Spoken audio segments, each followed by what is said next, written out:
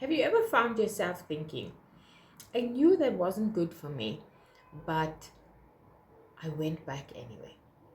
Back to the relationship, back to the friendship, back to the habit, back to the same emotional pattern. And it's easy to call yourself weak. But what if your brain was doing exactly what it was designed to do? One of the biggest myths about healing is that once we know something is unhealthy, we should automatically stop choosing it.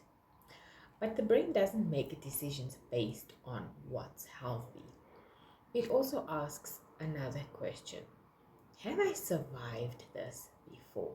Because if the answer is yes, it feels predictable, and predictable feels safer than the unknown. Your brain's primary job isn't to make you happy, it's to help you survive. And one of the best ways it does that is by constantly predicting what comes next. The more familiar something is, the easier it is to predict, even if it's unhealthy. Imagine someone who grew up walking on eggshells. As an adult, calm relationships may feel strangely uncomfortable, not because that calm is dangerous, but because the brain has spent years predicting tension.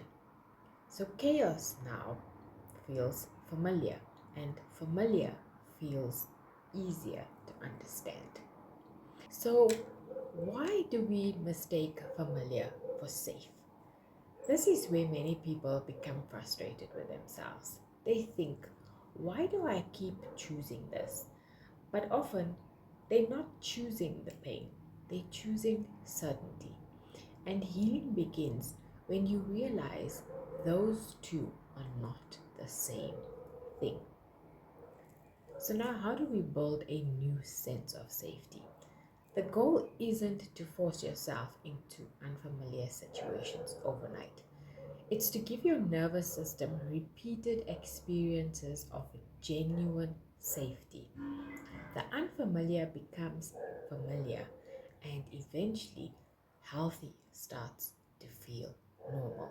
So, if you ever go back to something that hurt you, that doesn't automatically mean you wanted pain. It may simply mean that your brain recognized the pattern. Now your work is different, not to chase what's familiar, but to teach your brain that safety can become familiar too. In our next insight, we will explore how the stories you believe about yourself quietly shape the life that you build around them.